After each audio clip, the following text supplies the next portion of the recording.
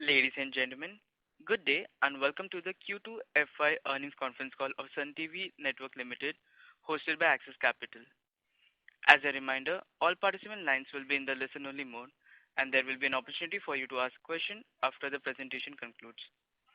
Should you need assistance during the conference call, please signal an operator by pressing star, then zero on your touchtone phone. Please note that this conference has been recorded. I now hand the conference over to Mr. Ankur Periwal from Axis Capital Limited. Thank you and over to you, sir. Yeah, thank you, Jacob. Good afternoon, everyone, and welcome to Sun TV Network Limited's Q2 and H1 FY22 earnings call. As usual, from the management side, we have with us Mr. R. Mahesh Kumar, Managing Director, Mr. S. N. Narayanan, Group CFO, and Mr. V.C. Unnikrishnan, CFO. SN, over to you if you would like to add some initial remarks. Outset, belated good wishes for a happy Diwali to all people logged in. And unfortunately, we couldn't have this on Friday evening because a lot of analyst friends had requested us to defer this in view of the holidays. And that's why, we had to delay this. I think some people were not informed on time. My apologies for that delay. Before we get into the Q&A, I just wanted to mention that we have had an extraordinary amount on finance charges, which has been disclosed in the notes to the accounts. That relates to an income tax assessment item. Barring that, the company continues to be debt-free. I just wanted to clarify this. It is not exactly finance charges, more related to an income tax assessment.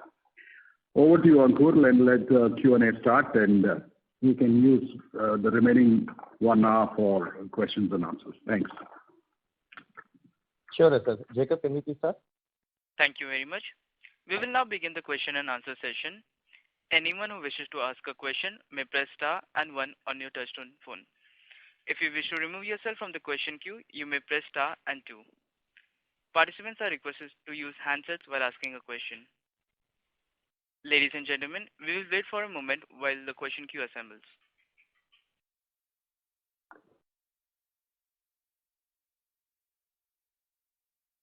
The first question from the line of Abneesh Roy from Edelweiss. Please go ahead. Yeah, thanks for the opportunity. My first question is on the movie pipeline and the Rajinikanth movie, which is doing really well. So congrats on that first. So you had mentioned in Q1 call that you will be mentioning the release pipeline of the 5 major movies once the environment is favorable. So could you clarify how is the timetable looking for the balance of the movies? In fact, things are looking pretty good, Abneesh. The next in the line of releases is a movie starring Surya, and after that there is a movie starring Vijay, and after that is one starring Dhanush and then Vijay Sethupathi. So we have a fairly strong pipeline of movies, and it's still early days, but the first 3 days collections of Annatha have been extremely heartwarming, and we look to this quarter with great confidence on the back of that release. Sir, one follow-up on Annatha. So when you compare pre-COVID industry in the South India versus now, if you could clarify in terms of how the key numbers are, in terms of restrictions, are there any issues, and when do you see full normalcy for the industry? We had a restriction in the sense that only 50% of the movies were allowed, movie capacity was allowed till about October. Effective 1st of November, they have increased it to 100% seating capacity. So in that sense, it's almost back to normalcy. But what is not yet normal is the kind of frequency of releases. So I think very few movies got released in the theatrical system. Most were on the OTT format. Even though they were regular feature films, they were released on OTT because of the restrictions. But now I think one by one movies will start hitting the theaters. And one of the reasons why this is done very well is there is, like they say, revenge tourism, which is taking up all the rooms in hotels. There's almost like a vengeance which is driving families to the multiplexes. And that's good for, the trade as well as producers like us. Sure. My second question is on the OTT. You had mentioned on the OTT original content, you will share the plans once normalcy comes. Now, fair bit of normalcy has come. In fact, it's the other way around. If crowd is going towards multiplexes in terms of revenge consumption, what would be your plans? Because now OTT will be again back to pre-COVID. In the COVID era, OTT saw very high interest from viewers. But now as people go back to offices, go back to multiplexes, what will be your plans for the OTT, original content? See, OTT is definitely a very key constituent of the overall revenue mix and the strategy for Sun. But as I mentioned even in the last call, the priority is to get the current,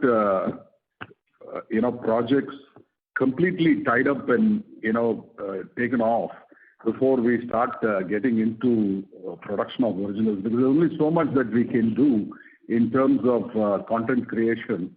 Right now, there is a lot of focus on, completing the movies. In fact, we've also tied up with a very famous, tier 2 actor, Sivakarthikeyan. So there's lots of content which is coming, and we've seen that every time a new movie premieres on Sun Next, it really, turns out to be a shot in the arm for subscriptions. So in the remaining part of the year, up to March of 2022, I don't see us beginning anything afresh on OTT. It is going to be movies, but we do believe that these movies are going to take the Sun Next subscription base to a different level. So one last follow-up, SL. In Q1 call, you had mentioned OTT originals will be ramped up immediately post the normalcy return. Now you are saying that till Q4 priority will be movies. So movies were there earlier also.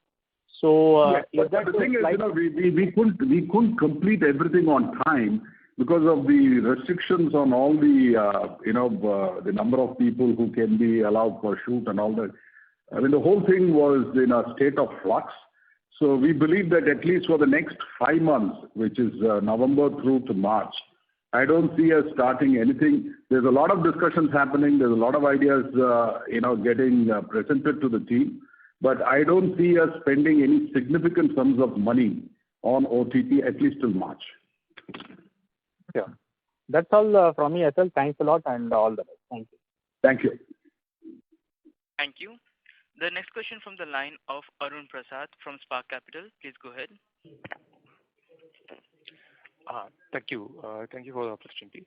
Sir, my question is on subscription revenue. If I take our first half number and compare against FY20 first half, which obviously was a very good year when it comes to subscription revenue. So this year our first half number is up by around 2% as compared to first half FY20. So not much growth. So would you still retain your earlier guidance for subscription revenue that the growth will be much higher than that, or this is a new normal? See, we've had a situation in subscription which is because of the uncertainty on some of the contract renewals, and that's the reason why it seems like the growth has tapered off. But I can tell you that in the past also we had similar situations. 2 distributors turned out to be somewhat sticky, so we had stopped recognizing revenues or provided for doubtful debts.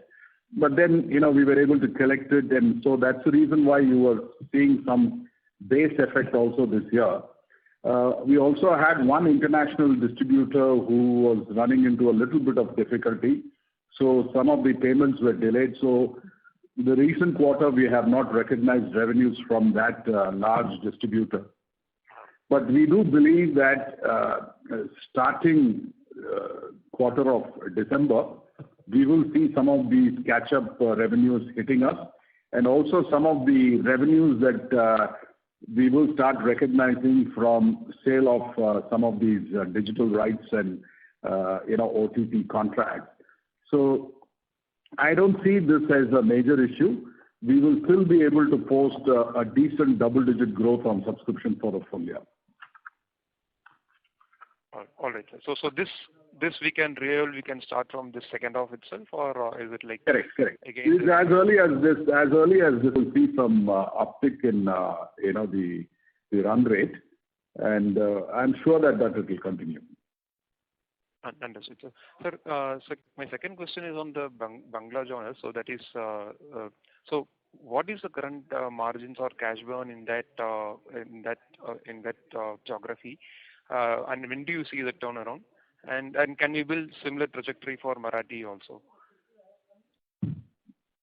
So Bangla, this is Mahesh. So Bangla basically is now out of the initial investment and cash burn phase. I think we are more or less at the break-even level now. So, and we are seeing good traction in the overall rating numbers, and now with the bounce back in the ad spend, we are also seeing good traction in the ad revenue. So I think in the next financial year, we should see Bangla making money or breaking even. So Marathi is too early. We've not even got the first couple of weeks rating. But I think we also feel that market will take 2-3 years for us to at least, break even in that market. Okay. All right, sir. That's it from me, sir. Thank you. Thank you very much. Thank you. Yeah. A reminder to all participants, you may enter *1 to ask a question. The next question is from the line of Sanjay Jain from ICICI Securities. Please go ahead. Good afternoon, sir, and festival greeting to everybody. Thanks for taking my question. A couple of them. First, can you start with giving us the breakup on the revenue and the depreciation and amortization for this quarter? Yes. Okay. Morning. Advertisement revenue is 342 crores. Broadcast revenues are 2 crores. International is 25 crores. The pay channel revenue is 193 crores. DTH 215. IPL is 52. And on the depreciation, it is 26.49 crores, and amortization is 8.99. 26.4 and 8.99. Got it. Thank you. Thanks for this disclosure. A couple of questions. First, on the subscription side, how do we see the impact of NTO2 implementation? And when do we see Sun completely adopting the NTO2 or moving to the NTO2 adoption? So actually, all the broadcasters have announced the new prices as per the NTO2 regime. So that's there in the public domain. So the TRAI, as per the regulation, has given 45 days time for the DPOs to implement on the ground. So like we had mentioned in the past, as far as we are concerned, we are not seeing any major impact on the revenue. Like completely everybody across the board has moved the mainline GEC and the most popular channels out of the bouquet, and they've priced it much higher than the price cap of 12 rupees. So more or less, we have also adopted the same strategy. So unless there is any postponement on the implementation day, it will get implemented effective end of December. Got it, sir. Got it. Thanks for that update. On the advertisement side, this quarter looks like we have done better than the pre-COVID level. In a time where the FMCG is seeing a significant pressure on the raw material, can you give us a color on what is driving national versus local versus national advertisement, and which are the sectors which are driving this growth?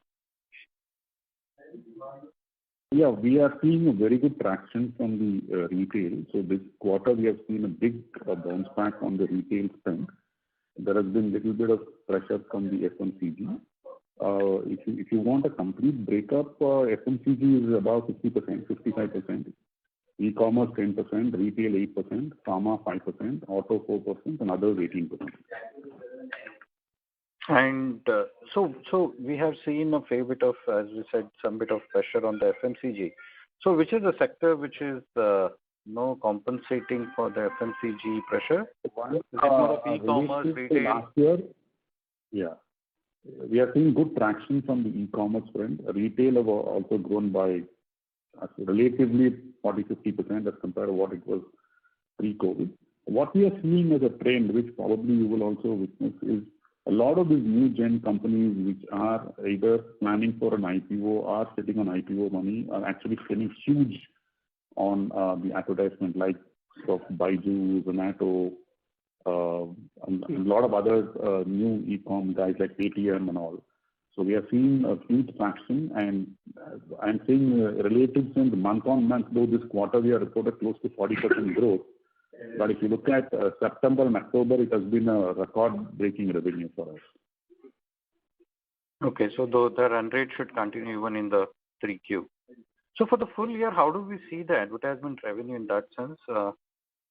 Vis-a-vis FY20 numbers, it should be a double-digit advertisement growth for this year? Because I think the first quarter has been pretty bad. We have seen a huge dip in Q1. So as of now, 6 months we are minus 19%. We are just working and hoping that we are at least neutralizing that over the next 2 quarters. Got it, sir. Got it. And on the non-fictional shows and then the spend on the programming cost, we have seen some increase in this quarter. It should further increase, or what should be the steady state run rate on the cost of revenue for us? I think this quarter is around 55 crores is the total spend on the programming. I think we should be more or less in the same line. Only addition is we have this new Marathi channel that could be some spend on the news channel. Otherwise, 55 to 60 crores is the indicative spend on programming. So this number, what we have done in this quarter, should be a steady state number. We shouldn't expect any significant increase from this number. No, not at all. Okay. Just one last bit on the amortization. Now that there are movie releases and we will be buying movie rights, how should we see the amortization number for the second half? In fact, I think it has not come to normalcy, though we are seeing some movie releases, but it is not like what it was pre-COVID. So there is no much like for this Diwali, there are only 2 Tamil movies which are getting released. And what we are seeing, maybe the next festive, say, Pongal or whatever, also we are not seeing some lineup of, maybe a couple of movies, maybe 2-3 movies. So that is around, yeah. Got it, sir. Got it. That's it from my side. Thanks for taking the question and best of luck for coming quarter. Thank you. The next question is from the line of Mohit Kumra from Kumra Investments. Please go ahead. Good morning, sir. Congrats on your wonderful result. My queries are basically all regarding something very topical, which is the IPL franchise which you own. As you are aware, somebody paid $1 billion for their franchise right now. So I wanted to ask some queries. Just tell us about whatever you can about it, and some of them may be very basic also, but we request you to just shed as much light as possible. Firstly, do you own your franchise in perpetuity? Second, how much did you pay for it? Third, how much do you pay yearly and how much do you get out of it yearly? And finally, are you allowed to spin your franchise off into a separate company, and do you have any plans to do so? So whatever out of this you wish to answer, or I'll answer all these questions. The first question is on the duration of the franchise. It is a franchise in perpetuity. So the deal that we have signed with BCCI does not have an expiry date. So this is an asset for keeps. The second is the amount that we paid. What we paid was a license fee, which was discovered through a process because the earlier licensee defaulted and lost the franchise. So BCCI invited bids in September of 2012. In October 2012, the bids were opened in a meeting, and we turned out to be the biggest, the largest amount. So we paid 85.05 crores for a period of 5 years. So that was the amount that we paid. Against that, we got back some amounts that was distributed by BCCI. We also made some money selling local ads. We also made money selling space on the jersey, and we made some money sale of tickets. So the first 5 years, this was loss-making.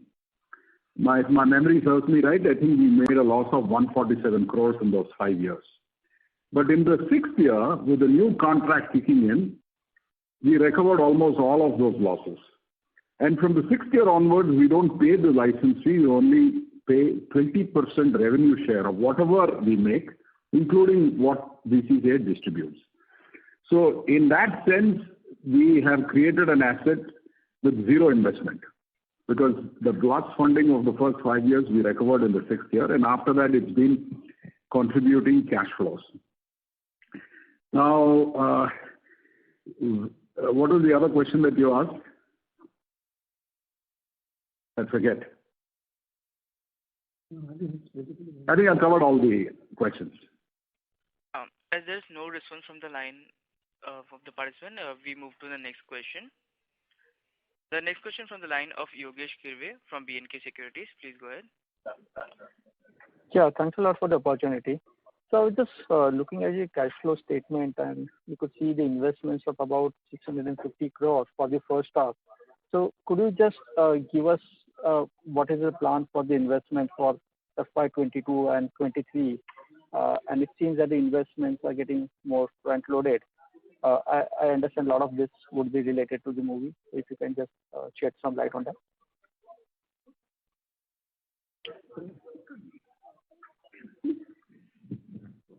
Yeah, most of this is movies which are work in progress. Since there is an advance element that we have to be paid, it's accumulated as recoverable. So as and when collections come, it will get sorted out. So any sense about what could be the total investment over the FY22 and 23? Earlier we used to have...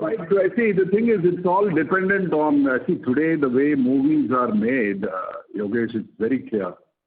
See, the top actors move in teams.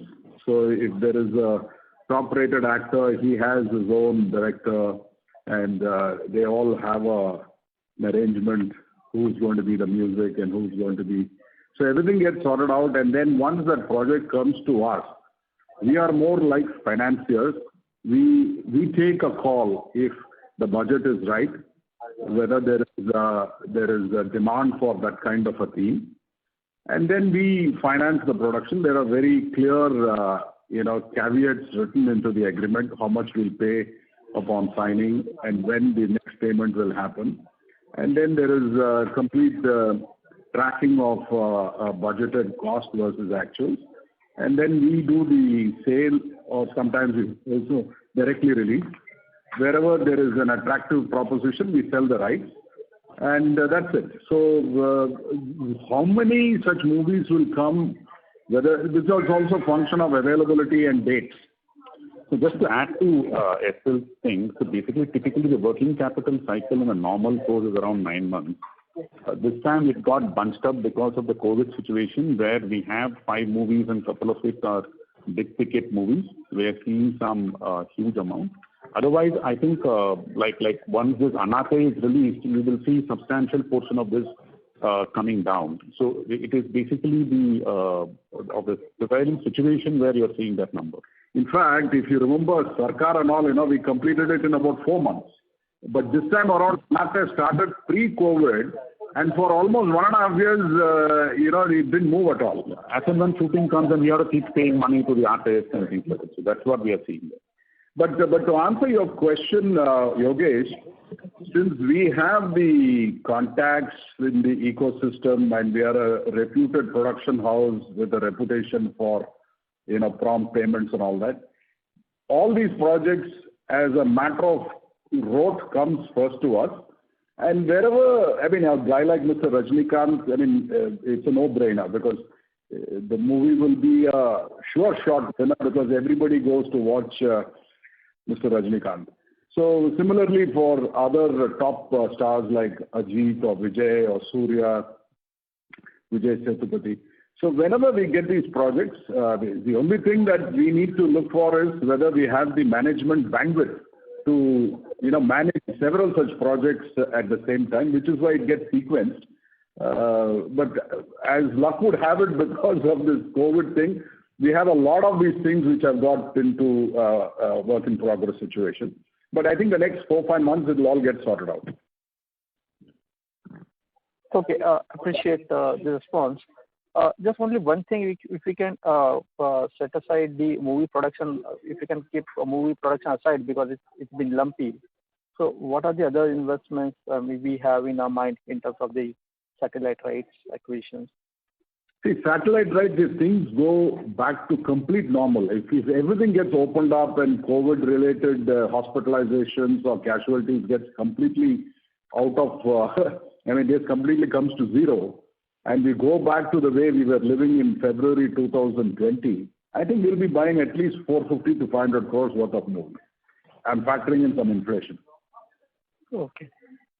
And this 450 to 500 crore would also include our own movies, right? Or that would be on top of it? No. This is only satellite rights. No, to the portion of the satellite that launching. Yeah. Correct. We assigned some. Yeah. Correct. Right. The second question is related to the dividends. So we had first quarter we announced about 3.75 and now we have 2.5. So on combined basis, it works out to about the payout of roughly about 30%. So we would be planning, right, to go back to what historical rates that we had, right, 50%, 60%. So any update regarding that? See, we have consistently been paying about 50% plus. I don't see any reason why we will go back to a different style of distribution. So if barring unforeseen circumstances, I see us paying at least a 50% payout ratio. Okay. And finally, quick update related to Marathi. So any sense of what could be the losses during the initial? Would it be comparable to what we're seeing in the Bengal or Bangla, or it could be lower or higher? Any sort of an it will be very similar to Bengal. So I think overall, over the next 3 years, the net investment of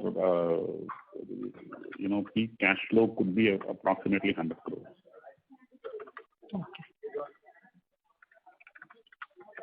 Okay. Thanks a lot for the responses and wish you all the best. Thank you.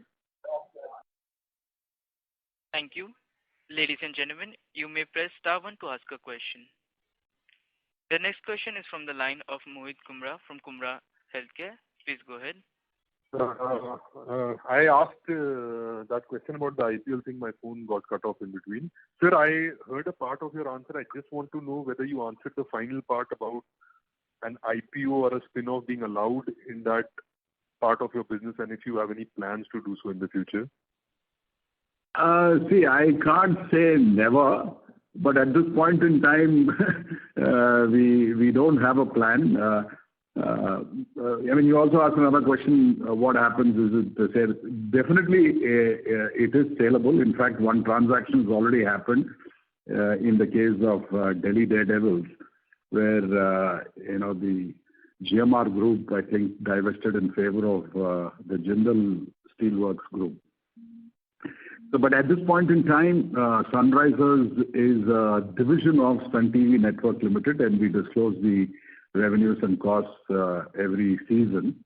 But I just can't say that we won't do any spin-off or listing it separately. If there is a way in which a value unlocking can be done for the benefit of shareholders, certainly look at it at the appropriate time. But at this point in time, there is nothing. Okay, sir. So one final small thing is that in an average normal year, because we haven't had an average normal year for the past 2 years now, what is the income on an average year when the whole season takes place and everything happens? See, if COVID hadn't hit us, I think it could have generated close to about 200 crores in PBT. Okay, on an average year, on a normal year. Yeah. And sir, one question on a slightly different thing again. All these movies you produce, for example, Anathi and all, these are produced under the header of Sun Pictures. This is a unit of Sun TV. Yes, it is a part of Sun TV Network. It is a division of Sun TV Network Limited. Okay, so no associate company, nothing like that. It's just a division of the So company. it's not a separate company.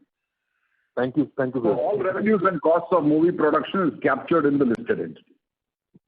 Thank you so much. Thank you for your time. Thank you. The next question is from the line of Kirti Doshi from Antique Broking. Please go ahead. No, my question has already been answered on the IPL listing or a demerger. Thank you for the opportunity. Thank you. Thank you. The next question is from the line of Sunny Gosar from MK Ventures. Please go ahead. Yeah, thanks for taking my question and congratulations on an encouraging set of advertisement numbers in the quarter. I have two questions. First one being in terms of the positive momentum that you're seeing in the ad revenue, do you believe that you can go back to the peak revenue that we achieved in FY19, say at about 1,500 crores by FY23? Basically, any guidance or color on that will be very helpful.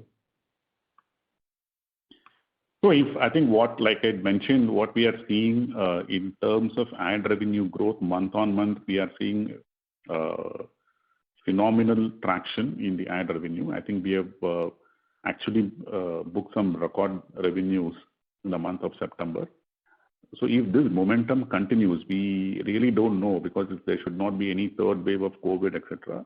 If this momentum continues, then we are hopeful that I think we will be able to break all past records. Right. Sure. And basically, my second question is with relation to the business model that we follow for the movie production.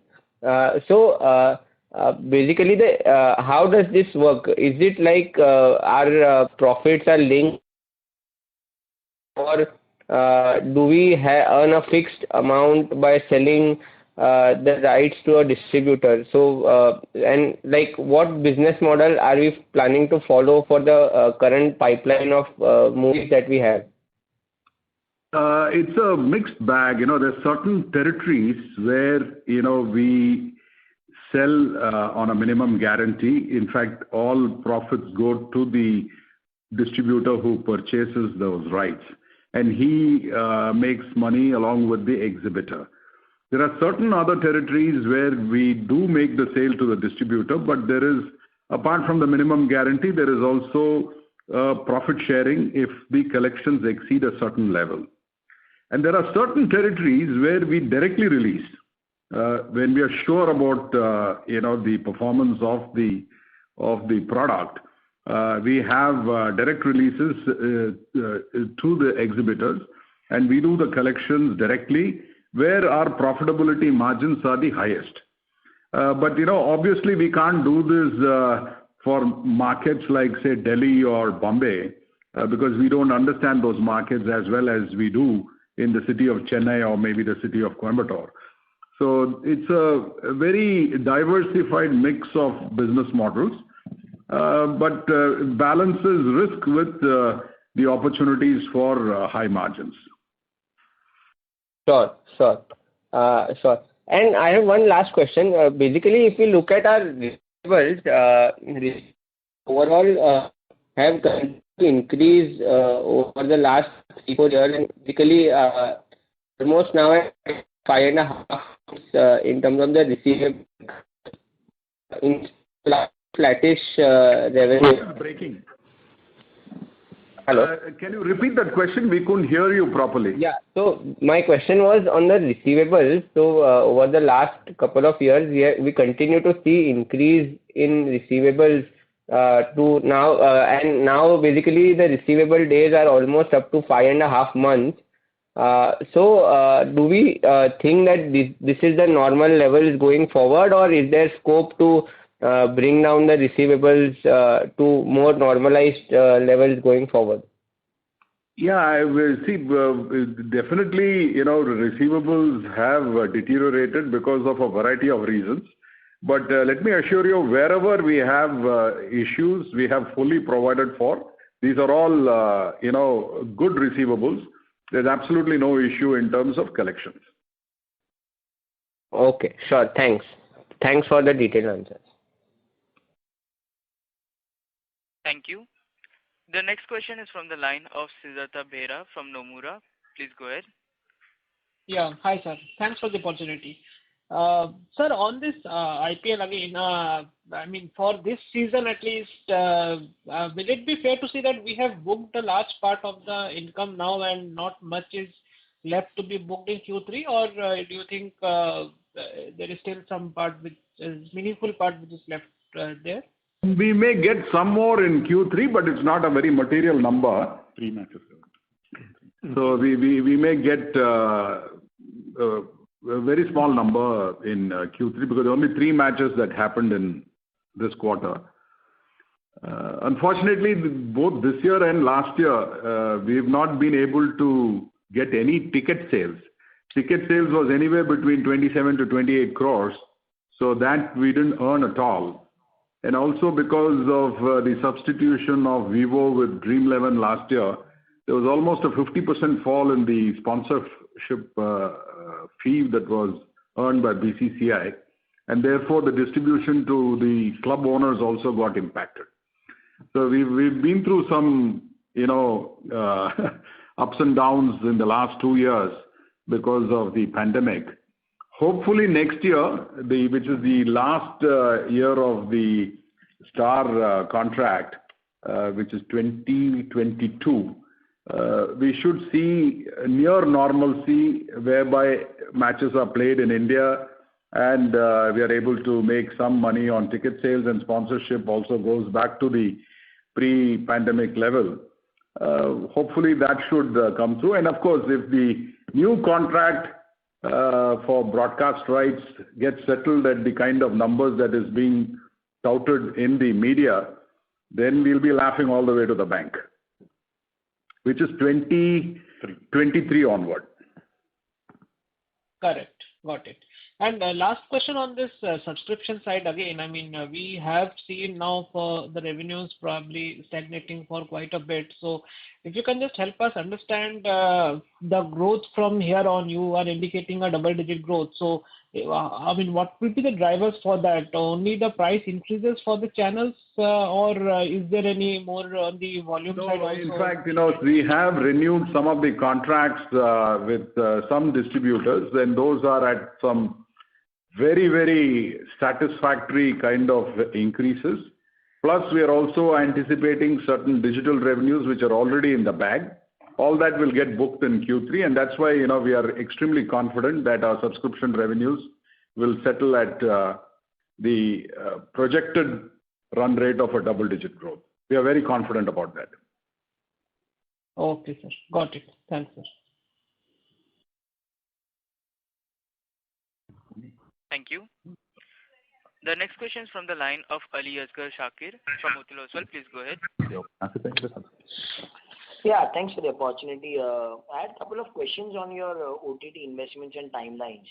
So, last couple of years we've been quite, optimistic in terms of the, Sun Next original content outlook.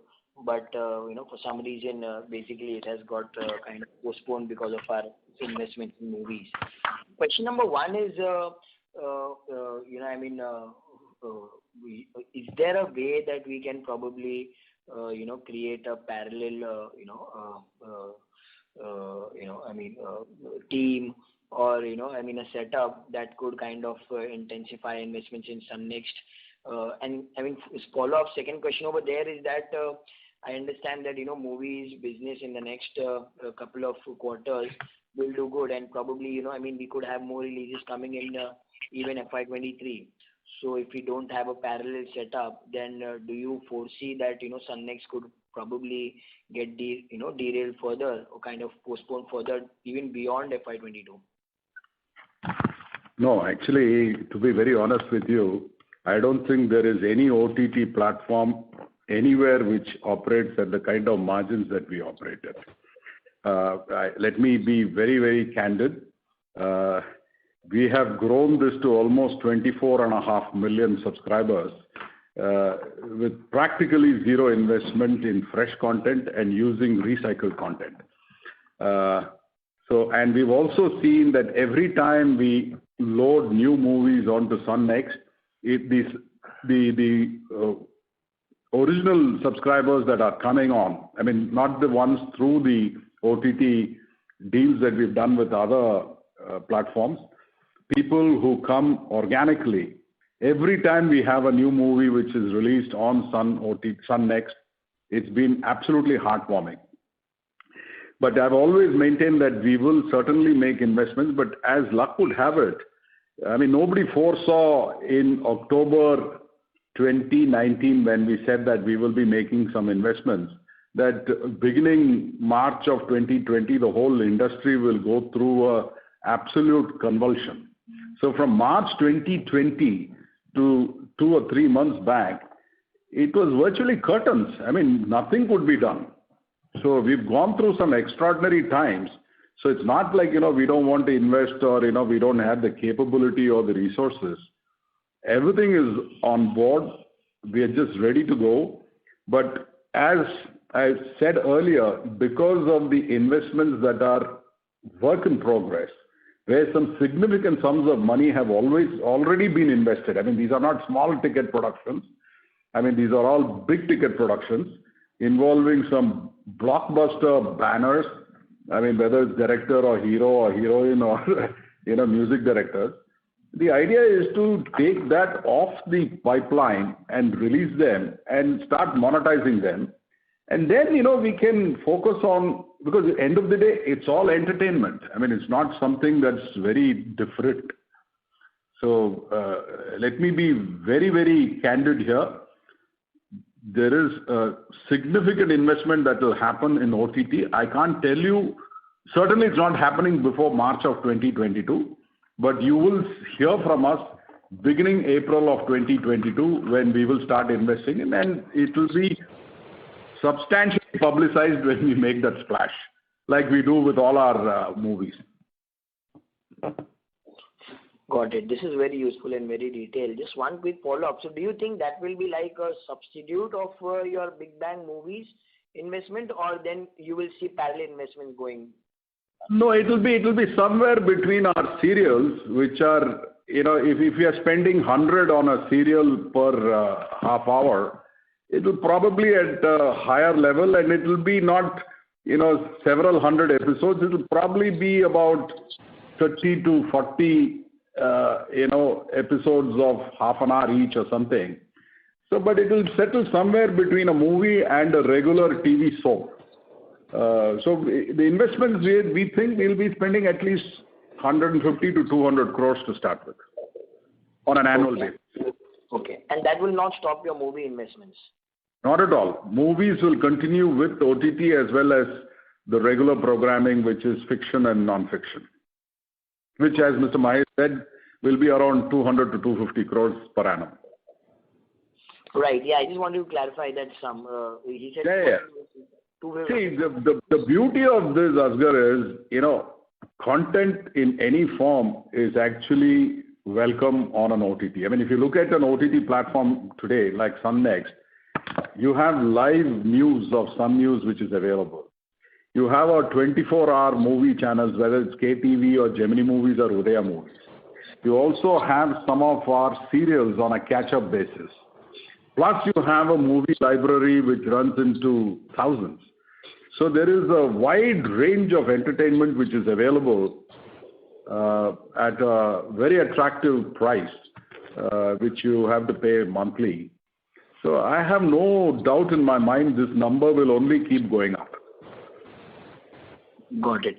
And movie investment will be around 250 crores annually? Maybe more. Maybe more. Okay. Okay, thank you very much. This is very helpful. Thank you.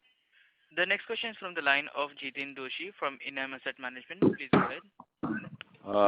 SL and team, congratulations on a wonderful result. This was quite a surprise compared to, when you started the year, you had talked of a number that was far below. There was a lot of apprehensions on the performance and the outlook. And that's the reason your board maintained a lot of cash for these bad days. But I think from whatever I have heard on the call and the presentation, you all seem to be quite optimistic about the outlook of the business. So now what is the thought process on the dividend payouts, on the, any buyback or anything that you want to reward your shareholders with? Jitin, I know this is a very dear topic for you. All I can say is we will continue to maintain the kind of trends that we have maintained in the past, exclude the FY 2021. Okay. I'm not sure if we will ever do a buyback because the board believes that we are better off with regular payments of dividends. Sure. But I can tell you with some confidence that we will be maintaining this quarterly run rate.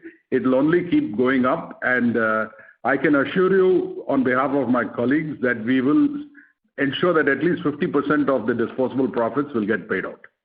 So if you earn, let's say, 40 rupees earnings, I'm just trying to annualize that this year, then you would be happy to pay out a dividend of 20 rupees per share. Is that a fair understanding? Fair understanding. Right. And I can take this as a kind of a commitment of value creation to your shareholders. Absolutely. Okay. That's very pleasing to hear. Thank you so much. Thank you, SL. All the very best to you and the entire team. Thank you. Bye. Sorry. Thank you. Thank you. The next question from the line of Nitin Sharma from Money Control Research. Please go ahead. Hi. Thanks a lot for letting me in. Two very quick questions. Can you please give some color on the international subscription revenue, how we should see it for next 1 to 2 years? And then I'll have a follow-up. The international, as I said, we've had a setback with one distributor, and that's the reason why we didn't recognize the revenues out of financial conservatism. We believe that international subscription will slowly get taken over by Sun Next. We are already seeing that. Slowly but steadily, the preferred form of purchase will move from the local cable or the local DTH operator to Sun Next, which is also good for us because we're disintermediating the trade margin and getting better yields by directly serving the customer. It's a classic B2C model. Right. Thanks a lot. Just if I can, trying to understand, do you have any plans to have Sun as a platform on, say, like Amazon Prime? Because a lot of the smaller competitors have moved, like Eros has been there and Discovery has been there. Any such plan? Yeah. See, the thing is, I can't say no or yes. Everything depends on the commercials and the context and the situation. If it turns out to be a deal which is worthwhile, why not? But at this point in time, there's no such discussion happening. Okay. Yeah. Thanks a lot. Thank you. The next question is from the line of Sunny Gosar from MK Ventures. Please go ahead. Yeah, thanks for taking my follow-up. I have just one question with regards to the IPL. So in FY21, we had booked almost about 250 crores of revenue and about 90 crores of PBT. But if we look at the first half this year, it is about 176 crores of top line and about 58 crores of PBT. And in one of the earlier questions, you mentioned that there is not much revenue which is pending to be booked in Q3. So what is the reason for such a sharp fall in the IPL revenue in FY22 versus FY21? No, I think, see, primarily it's the number of matches played between quarters. So this time in September quarter, we had 4 matches which were there, and there are only 3 matches during the October 21 quarter. Second is also the point that in 2020 season, our ranking was much higher, whereas this time our ranking is not as good as what it was. So these two will make a difference in the total revenue recognition between a 20 season and 21 season. That's what it is. Okay. But basically, it is almost like 15% lower. Is that right? No, like I said, because of these two, cumulatively December we will have the numbers out, but the primary influence will be on the positioning in the IPL. Out of the 8 teams, this time we are in the 8th position. Last time I think we were in the 4th or 5th position. So there will be a delta on account of that, a drop in delta on account of that. Okay, sure. Thanks. Thank you. As there are no further questions from the participants, I now hand the conference over to management for closing remarks. Thank you all for joining us on the call. Sorry we had to delay it for the reasons which SL was mentioning. Our season's greetings. I wish you all a happy new year ahead of time. Thank you very much. Thank you. Thank you. On behalf of Axis Capital, that concludes this conference. Thank you for joining us, and you may now disconnect your lines.